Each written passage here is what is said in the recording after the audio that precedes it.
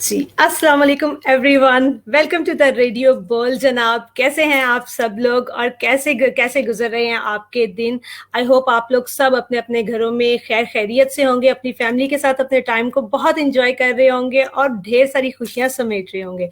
आज हमारे साथ जो है हमारे बहुत ही ज़बरदस्त एक डॉक्टर हैं, डॉक्टर जुनैद असगर आज हमारे साथ हैं। हमने आज इनको जो है अपने शो पे इनवाइट किया और उनसे ये पूछने के लिए कि बताएं तो सही कि ये जितनी मिथ्स हैं इनमें कितनी सच्चाई है।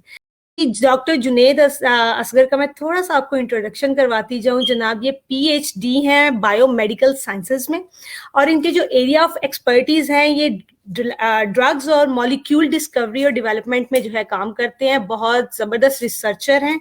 तो मेरा ख्याल है जो इस फील्ड में ऑलरेडी काम करता है वही आपको सही तरह से गाइड भी कर सकेगा भाई कि वाकई ये मिथ्स हैं या इनमें कुछ सच्चाई भी है। तो चलें जी, बिल्कुल वेलकम करते हैं डॉक्टर जुनैद को अपने शो पे और उनसे सब कुछ पूछते हैं। अस्सलाम वालेकुम डॉक्टर जुनैद, कैसे हैं आप? वालेकुम सलाम। Thank you very much for having me और वीओए बोल वालों को भी मेरी तरफ से सलाम। जी जरूर, thank you so much doctor Junaid, आप अपना टाइम हमें देने के लिए। डॉक्टर जुनैद, हमें बहुत सही कोरोना वैक्सीन, पहले तो कोरोना से लड़ते लड़ते जो है वो लोगों की बस हो गई। अब कोरोना वैक्सीन आई है तो इतने सारे मिथ्स आ गए हैं साथ। कोरोना वैक्सीन का जितना इंतजार था ना उतना ही लोगों को ये भी इंतजार था कि कब आएगी और कब हम इसके ऊपर डिफरेंट डिफरेंट तरह की मीम्स बनाएंगे और डिफरेंट डिफरेंट तरह की बातें करेंगे। अब जैसे एक चीज पिछले दिनों सर्कुलेट हो रही थी, जैसे हमारे फ्रेंच साइंटिस्ट हैं लूक मॉन्टेग्नियर, उन्होंने क्लेम किया, जो नोबेल इनाम भी उनके पास है, उन्होंने कहा जी कि जो वैक्सीन लगवा रहे हैं, बात ये हुई मीडिया में ऐसे आई, बाद में बेशक उन्होंने उस बात की तरदीद कर दी कि जी जो वैक्सीन लगवा रहे हैं वो 2 साल के अंदर अंदर मर जाएंगे। अब जिन्होंने लगवा ली है उनकी तो हालत वैसे ही खराब होगी और जिन्होंने अभी लगवानी है वो इस परेशानी में पड़ गए कि भाई अब लगवाएं ना लगवाएं। तो जरा थोड़ा सा इस पे बताइएगा, इसमें कितनी सच्चाई है। मेरे एक दोस्त हैं, वो हमारे ग्रुप में उन्होंने सबसे पहले वैक्सीन लगवाई, तो उस वक्त ये क्लेम भी सामने आ गया था। तो खैर उनको तो अभी तक लोग छेड़ते हैं, वो कहते हैं कि काउंट डाउन शुरू है, हम काउंट डाउन कर रहे हैं, 2 साल हैं। वो कैलेंडर पे मार्क भी किया हुआ है, उनको डेट्स भी लोगों ने भेज दी कि ये ठीक है, आपका टाइम फ्रेम है। एनी हाउ, ये तो खैर बिल्कुल एक मज़ाक़ खेज बात थी और ये मैं भी इनको पहले लूक मॉन्टेग्नियर कहता था, रिनाउंड साइंटिस्ट हैं। मुझे मेरी एक फ्रेंच बंदे ने तस्दीक कराई कि ये वहाँ की लोकल जो फ्रेंच लैंग्वेज है उसमें इसकी प्रोनाउंसिएशन लुच मॉन्टेनिया है। अच्छा, तो खैर हम तो खैर इसको वैसे पढ़ेंगे जैसे हमें नजर आता है। तो मॉन्टेग्नियर साहब ने जो दावा किया है उसके 2 हिस्से पे, इस पे मैंने पहले भी बहुत दफा बात की है। तो एक ये जो हिस्सा था ना कि 2 साल वाला लाइफ एक्सपेक्टेंसी के हवाले से, तो ये तो बिल्कुल सिरे से बात ही नहीं हुई थी। तो चूंकि बात फ्रेंच में थी गालबन, तो उसको जिस तरह भी उन्होंने ट्रांसलेट करने में कोई तो अगला हिस्सा जो था ना वो थोड़ा सा वरिंग था लोगों के लिए। वो एक फिनोमेना की बात कर रहे थे जो कि बहुत रेयर है। ऐसा एक फिनोमेना है जो कि कटिंग एज रिसर्च जो वायरोलॉजी में हो रही है उस पे वो मबनी चीज है, जिसको कहते हैं एंटीबॉडी डिपेंडेंट एनहेंसमेंट। तो ये एक थ्योरी है जो कि चंद एक वायरसेस में कभी कभार पास्ट में देखी गई, जिसमें इबोला वायरस में भी ये चीज़ देखी गई, इसके अलावा HIV में भी ये देखी गई। तो उनको खदशा ये था कि वो फिनोमेना यहाँ पे भी एक्टिव होगा, जहाँ पे वैक्सीन से बनने वाली जो एंटीबॉडीज हैं वो वायरस को रास्ता प्रोवाइड करेंगी हमारे सेल्स में जाने का। लेकिन उसका ना कोई ऐसा प्रूफ है और क्योंकि वो बहुत पुराने दौर के साइंटिस्ट हैं, नो डिसरिस्पेक्ट टू हिम, लेकिन ये टेक्नोलॉजी 2015 में इंट्रोड्यूस हुई थी, जहाँ पे हम ये पढ़ते हैं कि जो कोरोना वायरस के स्पाइक प्रोटीन होते हैं उनको हम लॉक कर देते हैं, इसको प्रोलीन लॉकिंग कहते हैं। कि वो जो कोरोना वायरस के स्पाइक प्रोटीन है वो हमारी बॉडी के अंदर सेल्स के अंदर खुद नहीं जा सकते, क्योंकि उनके अंदर वो मैकेनिज्म ही उड़ा दिया जाता है। ठीक है। तो लेबोरेटरी के अंदर उन स्पाइक प्रोटीन्स को इस तरह बनाया जाता है कि वो हमारे सेल्स के अंदर खुद जाने की सलाहियत खो देते हैं। तो अगर ये चीज़ चेंज न की जाती तब तो ये फिनोमेना वाकई सही था, लेकिन अब टेक्नोलॉजी चूँकि इतनी एडवांस है कि हम जो स्पाइक प्रोटीन का जीनोम है उसको अल्टर करके, उसको चेंज करके उसमें 2 प्रोलीन रेसिड्यूज रिप्लेस कर देते हैं, जिसकी वजह से वो अपनी इस सलाहियत से महरूम हो जाता है। ठीक है, तो ये चीज़ पॉसिबल नहीं है। ठीक है। तो मेरे ख्याल में ये कंक्लूजन चीज़ ये है। हुआ कि इसमें कोई सच्चाई नहीं है। आप लोग बिल्कुल जिन्होंने नहीं है। लगवा लिया वो ये ना वो बिल्कुल काउंटडाउन अपना जो है रोक दें, इंशाल्लाह वो 2 साल में नहीं मरने वाले, और जिन्होंने लगवानी है वो बिल्कुल इस बात को दिमाग से निकाल दें। ठीक है डॉक्टर साहब, एक और मिथ जो इस कोरोना वायरस के बारे में की जाती है कि क्या इसके स्ट्रक्चर में HIV एड्स का भी कोई स्ट्रक्चर है? इसका स्ट्रक्चर सेम वैसा है जैसा एड्स का है? ये मेरे YouTube चैनल पे सबसे हॉट क्वेश्चन है, और वो मुझे अक्सर चैलेंज करते रहते हैं कि आप इस पे बात नहीं करते। इस पे मैं बात करूंगा, पूरा इस पे मैकेनिज्म मैं किसी दिन डिस्कस करूंगा। तो आज आपके प्रोग्राम में इसका जवाब पहली दफ़ा मैं दे रहा हूँ, इससे पहले मैं इस पे बात नहीं कर सका।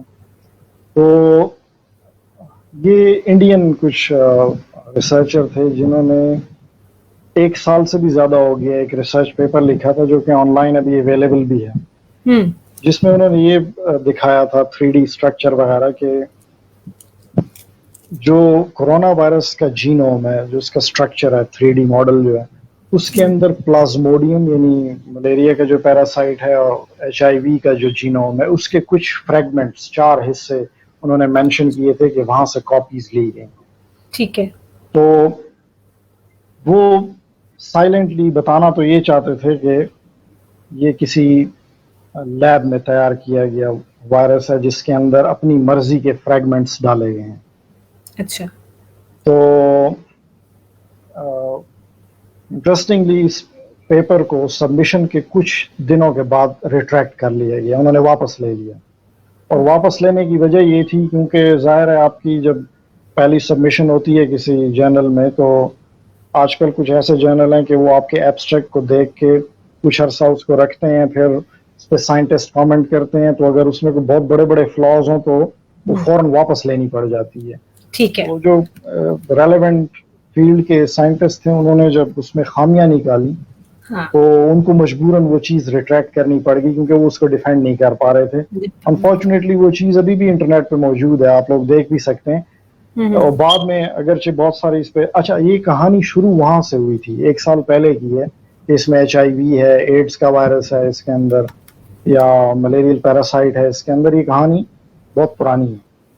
लेकिन आपको अगर मैं अंदर की बात बताऊं, जो मोलेकुलर मॉडलिंग है, कि बहुत सारे ऐसे वायरसेस हैं, बहुत सारे ऐसे पैरासाइट्स हैं, अगर उनके जो स्ट्रक्चर्स हैं उनको आप कंपेयर करें तो आपको बहुत जगह पे जेनेटिक सीक्वेंसेस एक जैसे नजर आएंगे, सेम मिलेंगे, बिल्कुल सिमिलर मिलेंगे आपको। जगह जगह पे ऐसे लगेगा कि ये तो फलां जगह से उठाया गया, ये फलां जगह से उठाया गया है। तो अल्लाह पाक का निज़ाम इतना बड़ा है कि बहुत सारी ऐसी सिमिलैरिटी, जैसे किसी 2 बंदे हैं, उनका आपस में कोई ताल्लुक भी नहीं है, कभी आपस में मिले भी नहीं है, एक दूसरे को पहचानते भी नहीं है, उनकी आंखें, नाक, कान, नक्श वो एक जैसे हो सकते हैं। तो ये ऐसी एक चीज थी जो कि सिमिलर देखी गई और उसको फिर लोगों ने इतनी हाइप दी कि ये शायद ऐसा कुछ। हाँ।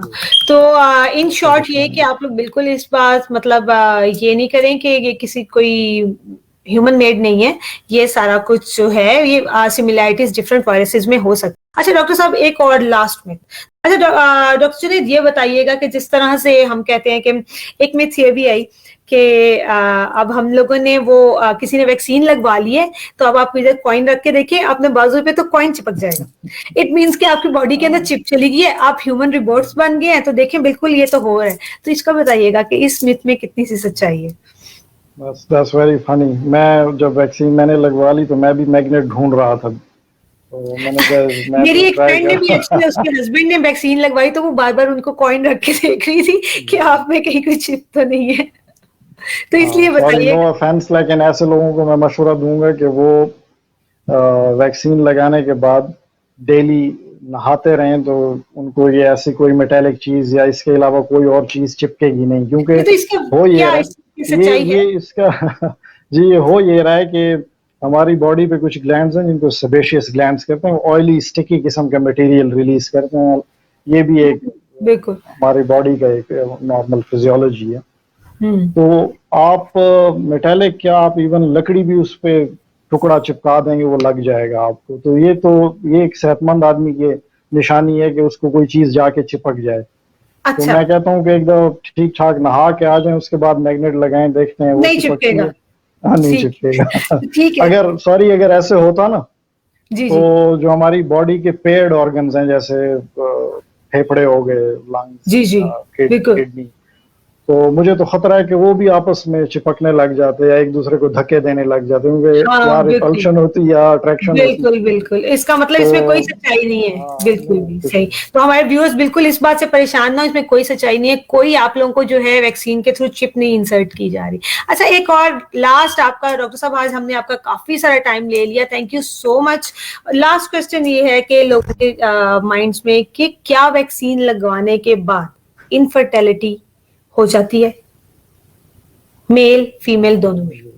इस चीज का जवाब मैं ढूंढ रहा था और बड़ा रिसेंटली मुझे इसका जवाब मिला, क्योंकि इस पे कोई रिसर्च नहीं है।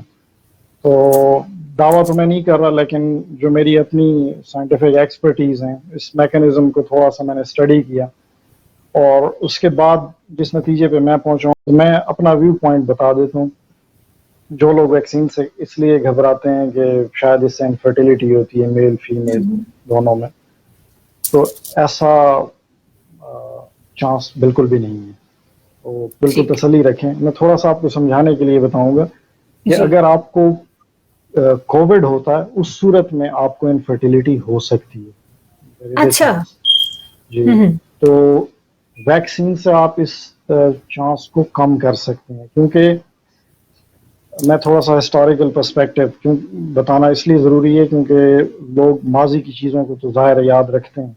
मम्स आपने नाम सुना होगा, वायरस की वजह से होता है, बचपन में अक्सर ये इन्फेक्शन होता है बच्चों को। या एक कॉक्सैकी वायरस है, जो कि इंसानी जो स्पर्म सेल्स हैं या ओवेरियन सेल्स हैं उनमें दाखिल होने की सलाहियत रखते हैं। और ऐसे लोग बज़ाहिर बिल्कुल नॉर्मल होते हैं, सेहतमंद होते हैं, लेकिन वो इनफर्टाइल होते हैं। इवेंचुअली उनको लाइफ में पता चलता है कि वो इनफर्टिलिटी का शिकार हैं, क्योंकि उनमें स्पर्म डेथ वगैरह और ये चीज़ मोटिलिटी इश्यूज 100% तक होते हैं।